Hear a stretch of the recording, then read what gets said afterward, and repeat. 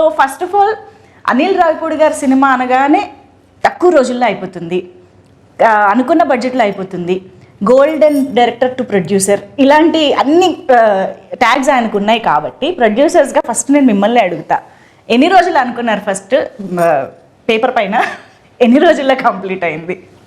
85 days అనుకున్న paper వెళ్ళాము. So 85 days లో సినిమా కంప్లీట్ చేసాం. నిజం అండి. 85 అంటే 1-2 days అటు ఇటు ఉంటుంది. బట్ మేము అనుకుంది 85 days లో కంప్లీట్ చేద్దాం పెట్టుకున్నాము. అదే డేట్స్ లో మేము కంప్లీట్ చేసాం. అంటే మినిమం 80 days యాక్చువల్గా ఇంకా బాగా ముందే చేద్దాం అంటున్నాం కానీ తగ్గేది.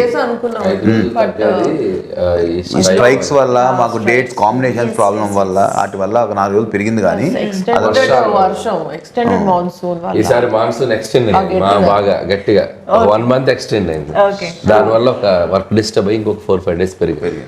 ఓకే, అంటే మామూలుగా ఒక్కొక్క సినిమాకి ఒక్కొక్క రకమైన ఛాలెంజెస్ వస్తూ ఉంటాయి. అన్నీ ఒకటే రిపీట్ అవ్వాలని కూడా లేదు.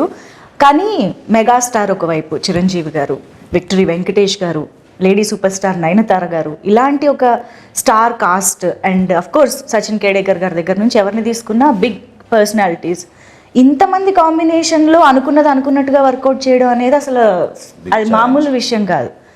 ఆ ఛాలెంజెస్ ఏం ఫేస్ చేసి ఉండుంటారు ఇంత వాస్ట్ సినిమాలో? అంటే అది చెప్పాలంటే అండి, డైరెక్టర్ గారికి ఉన్న క్లారిటీ మెయిన్ అని చెప్తాను. ఎందుకంటే సపోజ్ మేము నెక్స్ట్ వీక్ ఈ సీన్స్ చేద్దాం ఈ యాక్టర్స్తో, మాకు ఈ స్ట్రైక్ వల్ల చాలా ఇబ్బంది పడ్డాం. ఆ యాక్టర్స్ డేట్స్ ప్రాబ్లం అవుతాయి, మా లొకేషన్స్ ప్రాబ్లం అవుతాయి, అన్నీ అయినప్పుడు బట్ ఆయనకి ఆ కన్విక్షన్ ఆ విజన్ ఉంది కాబట్టి ఓకే ఈ యాక్టర్స్ లేకపోతే ఆ టైంలో మనం వేరే వర్క్ ఏం చేయొచ్చు అని ముందుగా ప్రీ ప్లాన్ ఉండటం వల్ల కూడా చాలా హెల్ప్ అయింది. లేకపోతే అదే వర్క్ చేయాలన్నప్పుడు సినిమా ఆ టైంకి అవ్వదు. చాలా మంది ఏంటంటే నువ్వు ఎందుకు తొందరపడుతున్నావు, స్ట్రైక్ ఉన్న ఇబ్బంది ఉంది, అనిల్ 10 రోజులు సినిమా తీసేస్తాడు కదా, అనిల్ 20 days సినిమా తీసేస్తాడు కదా, ఫాస్ట్గా తీసేస్తాడు కదా, అనిల్ చూసుకుంటాడు కదా, నువ్వెందుకు మమ్మల్ని టెన్షన్ పెడుతున్నావు చాలా ప్రొడ్యూసర్లు. స్ట్రైక్ ఏదో కాల్ ఆఫ్ చేద్దాం ఏదో చేద్దాం అంటే బట్ వాళ్ళందరికీ ఏంటంటే ఆయన మీద కాన్ఫిడెన్స్, తక్కువ టైం ఉన్నా సరే సో నీకెందుకు టెన్షన్, ఆయన కంప్లీట్ చేస్తాడు, ఆయన 2 days వరకు 1 day తీయగలడు, ఆయనకు అది ఉంది టాలెంట్ అని మొత్తం బట్టినంత ఇచ్చి ఆయన మీద వేసాం. ఆయన స్ట్రెంగ్త్ ప్రీ ప్రొడక్షన్ అండి. ప్రీ ప్రొడక్షన్ లో బ్యాకప్ ఒక బ్యాకప్ రెడీగా ఉంటది ఆయనకి. స్టోరీ అంత గట్టిగా రాసుకుంటారు, ఈ బ్యాకప్స్ కూడా అంత గట్టిగా ఉంటాయి. అంటే ఇది జరగకపోతే నెక్స్ట్, ఇది జరగకపోతే నెక్స్ట్. సో దానివల్ల ఎన్ని ఛాలెంజెస్ వచ్చినా, ఈ డేట్స్ కాంబినేషన్స్ అవన్నీ వచ్చినా we were able to accommodate it because ఒక్కొక్కసారి ఆర్టిస్ట్ లేకపోయినా కూడా ఆర్టిస్ట్ ఉన్నాడని ఆ సీన్ తీసి ఆర్టిస్ట్ విడిగా పిలిపించి మళ్ళీ ఆర్టిస్ట్ దాంట్లో పెట్టి తీస్తాం.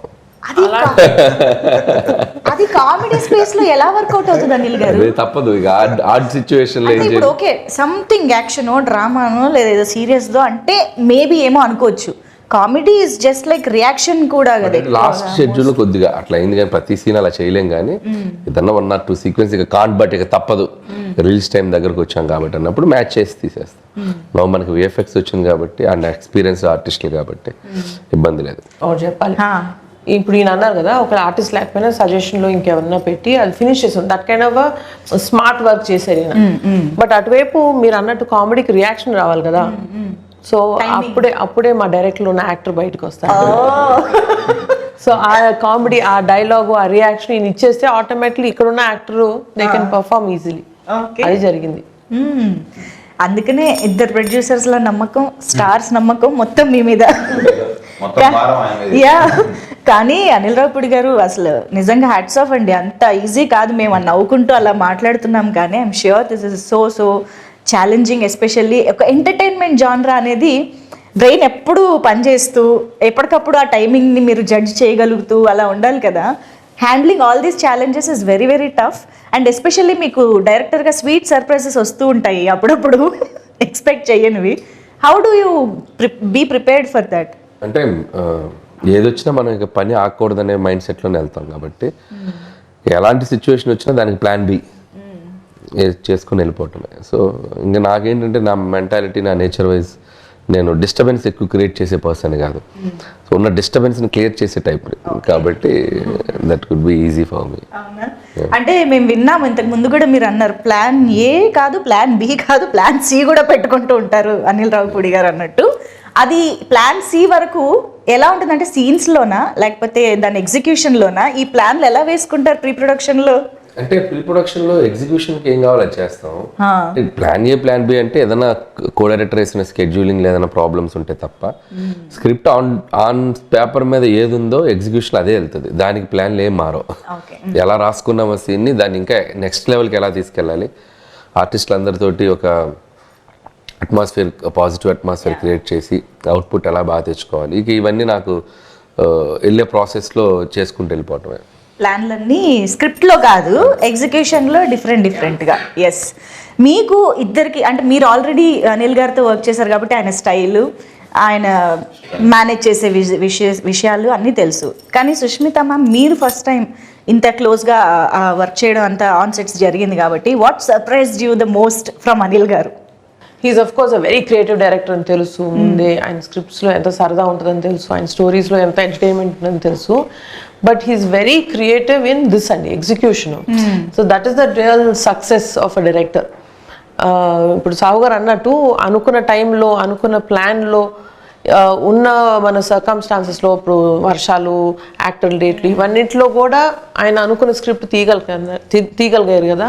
That is the where he used his creativity as best as possible. ఆయన ఇప్పుడు చెప్పినట్టు దేనికి నో చెప్పరు, దేనికి ఇది కుదరదు అంటారు, ఏమీ లేదు. So that was a very sweet surprise for me. Usually I was expecting పెద్ద డైరెక్టర్ కదా ఉంటాయి కొన్ని ఇవి అవి అని, but nothing. He's a great planner and superb executor also. Triple hattrick కొట్టబోతున్నారు, అయినా కూడా మీలో ఏ మార్పు లేదని అర్థమైంది అనిల్ గారు. సూపర్. అండ్ సాహు గారు, మీకు నాకు తెలిసి బియాండ్ డైరెక్టర్ అండ్ ప్రొడ్యూసర్ మీ ఇద్దరికి ఒక బాండ్ ఏర్పడిపోయి ఉంటుందని మా నమ్మకం. How do explain that?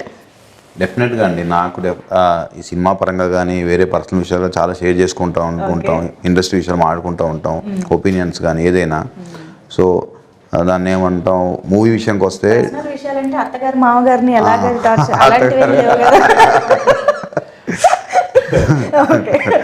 అవన్నీ సినిమాలు చూపించేస్తారు ఇంకా. సో ఇంకోటి ఏంటంటే డెఫినెట్గా ఆయన ముందు డైరెక్టర్గా సరే నా సినిమా ఇది బాగుండాలి అని ఎంత ఆలోచిస్తారు, ప్రొడ్యూసర్ కూడా ఈ సినిమా వల్ల ఎంత లాభం ఉండాలి అనేది కూడా ఆలోచిస్తారు. మనం చూస్తే చాలా తక్కువ మంది డైరెక్టర్స్కి అసలు ముందు అది ఉంటుంది.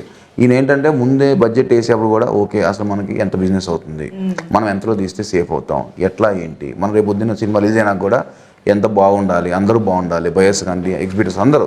సో ఈ స్పేస్లో అందరూ హ్యాపీగా ఉంటే నాకు ముందు హ్యాపీగా ఉంటుంది, నేను పీస్లో పడుకుంటాను. ఎప్పుడు అదే చెప్తాడు, నాకు ఎక్కడ ఇబ్బంది ఉన్నా నాకు చెప్పు, నేను చూసి కంట్రోల్ చేస్తాను. ఎంతసేపు తన మైండ్ ఏంటంటే ఒక ప్రొడ్యూసర్కి ఆ చైన్లో ఉన్న అందరూ కూడా హ్యాపీగా ఉండేటట్టు ఆలోచిస్తారు, కానీ వేరే ఆలోచన ఉండదు.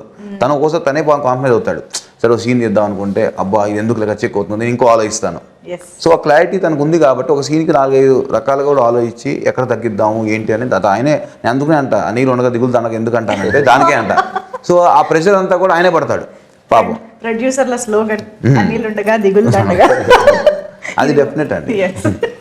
ఐ థింక్ బడ్జెట్ విషయంలో మాట్లాడితే ఇంకొక ఇంపార్టెంట్ విషయం ఎస్పెషల్లీ విత్ అనిల్ గారు ఈజ్ ప్రమోషన్. అంటే cinema budget divides into 2 parts, ఒక ప్రొడక్షన్కి ఒకటి ప్రమోషన్కి అన్నట్టుగా ఉంటుంది కదా. ఈ ప్రమోషన్ ప్లానింగ్లో హీస్ డెఫినెట్లీ నంబర్ 1 మాస్టర్. మాట్లాడకూడదు ఇప్పుడు, మళ్ళీ ఆయన ప్రమోషన్ తక్కువ అయింది కదా, నేనే ప్రమోట్ చేసి ఎక్కువ రెమ్యూనరేషన్ అడిగేటట్టున్నారు. అవునా? బట్ ఈ ప్లానింగ్ ఎలా జరుగుతుంది, ఏ స్టేజ్ నుంచి జరుగుతుంది, ఆ బడ్జెట్ డివిజన్ ఎలా జరుగుతుంది మాకు తెలియాలి. అంటే ప్రమోషన్స్కి నాకు తెలిసి ప్రొడక్షన్కి పెద్ద బడ్జెట్ ప్రెషర్ ఉన్నదండి. అంటే ఈవెంట్ ప్రీ రిలీజ్ ఈవెంట్ చేయటం, లేకపోతే అవుట్డోర్ ఈవెంట్ చేయటం, అంటే అంతే. ఈ మనకి మిగతా అన్ని సెట్లో షూట్ చేసి ఇప్పుడు ఈ మధ్య అంతా అదే చేస్తున్నాం. అంటే సంక్రాంతి నుంచి అదే స్టార్ట్ చేశారు, అంత ముందు కూడా కొంతమంది అలా చేసేవాళ్ళు. సో మనకి లైవ్గా ఏమేం చేస్తాం, మన వర్క్ జరిగేటప్పుడే జరిగిపోతున్నాయి. పర్టికులర్గా ప్రొడక్షన్కి బడ్జెట్ అంటే ఈవెంట్స్ చేసినప్పుడు తప్పితే ఈ టైంలో మిగతా అన్ని లైవ్ దీంట్లోనే టీమ్ చేసుకుంటూ వెళ్ళిపోతాం. మన మేకింగ్ వీడియోస్ అని మన దాంట్లో క్లిప్స్ తీసుకొని చేయటం, లేకపోతే చిన్న చిన్న స్కిట్స్ చేయటం. సో ఇట్లా చూస్తే ఆయన ప్రమోషన్ ఫస్ట్ డే స్టార్ట్ చేశారుగా, ఓపెనింగ్ డేనే ప్రమోషన్ స్టార్ట్ చేశారుగా.